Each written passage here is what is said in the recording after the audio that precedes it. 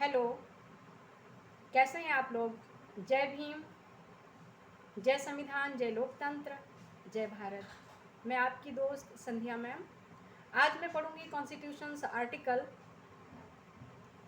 339। आज मैं बात करूंगी संविधान के अनुच्छेद 339 के बारे में। तो चलें स्टार्ट करें। 339 अनुच्छेद क्या बताता है उसके बारे में आज मैं रीडिंग करूंगी। चलें स्टार्ट करें। चलिए 339 आर्टिकल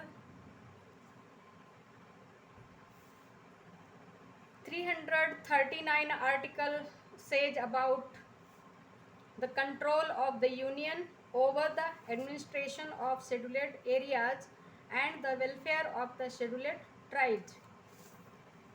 यानी अनुसूचित क्षेत्रों के प्रशासन और अनुसूचित जनजातियों के कल्याण के बारे में संघ का नियंत्रण। जो संघ का नियंत्रण इस पे होगा, किस पे? अनुसूचित क्षेत्रों के प्रशासन और अनुसूचित जनजातियों के कल्याण के बारे में जो संघ है उसका नियंत्रण होगा। इसकी बात की जा रही है। Control of the union over the administration of the scheduled areas and the welfare of the scheduled tribes.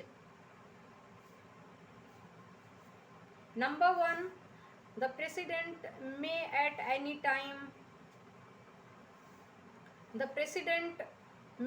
at any time and shall at the expiration of 10 years from the commencement of this constitution by order appoint a commission to report on the administration of the scheduled areas and the welfare of the scheduled tribes in the states।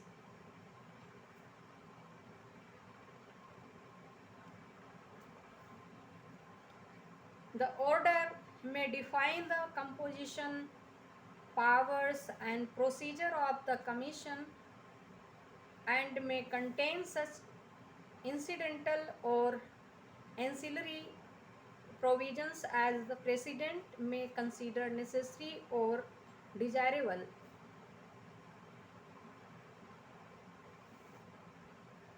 Number 2, the executive power of the union shall extend to the giving of directions to a state as to the drawing up and the execution of the schemes specified in the direction to be essential for the welfare of the scheduled tribes in the state।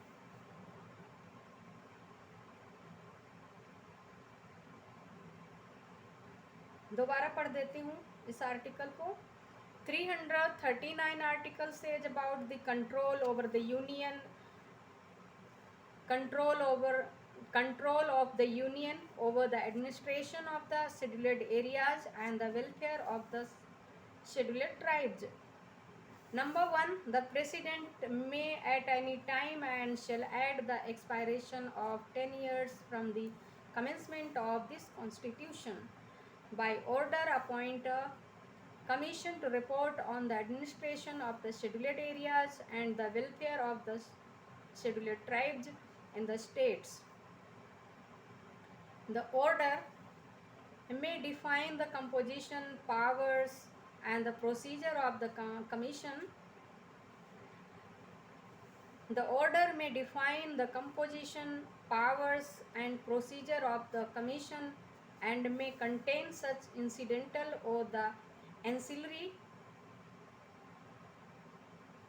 provisions as the president may consider necessary or desirable।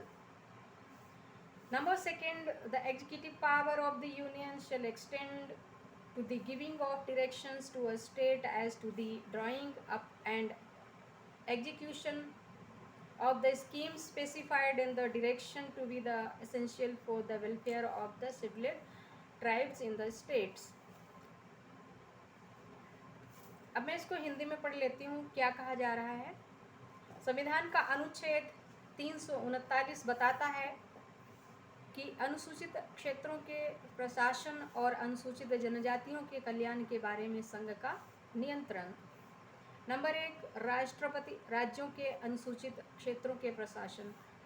राष्ट्रपति राज्यों के अनुसूचित क्षेत्रों के प्रशासन और अनुसूचित जनजातियों के कल्याण के बारे में प्रतिवेदन देने के लिए आयोग की नियुक्ति आदेश द्वारा किसी भी समय कर सकेगा और इस संविधान के प्रारंभ से 10 वर्ष की समाप्ति पर करेगा।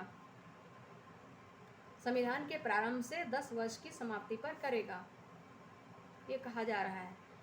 आदेश में आयोग की संरचना, शक्तियां और प्रक्रिया परिनिश्चित की जा सकेगी। जो आयोग है उसकी संरचना, कॉम्पोजिशन और उसके पावर्स और प्रोसीजर परिनिश्चित किए जा सकेंगे और उनमें ऐसे आनुषंगिक या उपबंध समाविष्ट होंगे जिन्हें राष्ट्रपति आवश्यक या वांछनीय समझे। नंबर 2,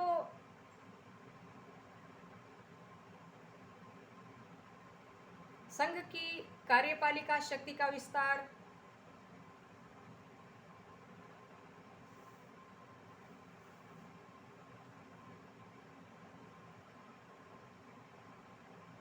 संघ की कार्यपालिका शक्ति का विस्तार किसी राज्य को ऐसे निर्देश देने तक होगा जो उस राज्य की अनुसूचित जनजातियों के कल्याण के लिए निर्देश में आवश्यक बताई गई स्कीमों के बनाने और निष्पादन के बारे में है।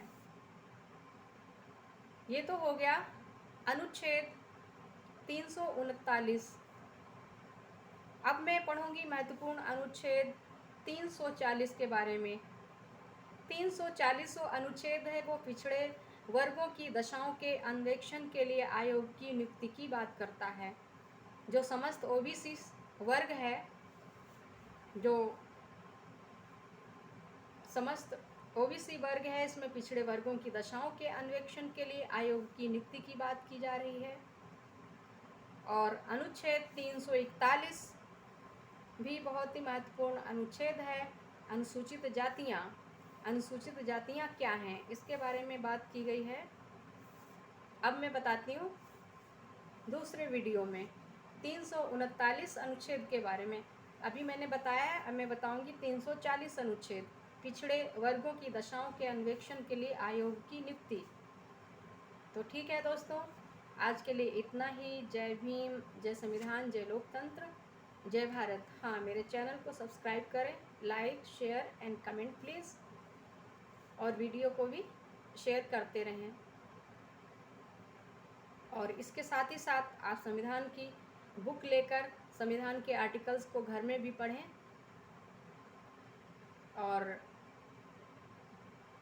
पब्लिक अवेयरनेस को बढ़ावा देना है। कॉन्स्टिट्यूशनल एजुकेशन अवेयरनेस को बढ़ावा देने के उद्देश्य से ये वीडियोस मैं बना रही हूँ, ताकि लोगों के बीच जागरूकता बढ़े और अच्छे नागरिक बने। अभी तो हमारे संविधान के बारे में किसी को पता ही नहीं है, बस या तो सरकार तक संबंधित है या फिर जुडिशियरी तक संबंधित है, या फिर बस 2 ही क्षेत्र में संविधान के बारे में कोई कुछ जानता नहीं है। इसलिए संविधान पढ़ेंगे, जागरूक होंगे। संविधान जैसे जैसे संविधान को पढ़ेंगे वैसे वैसे अपने अधिकारों के प्रति भी जागरूक होंगे, साथ ही साथ जो क्राइम करते हैं उससे भी बचेंगे।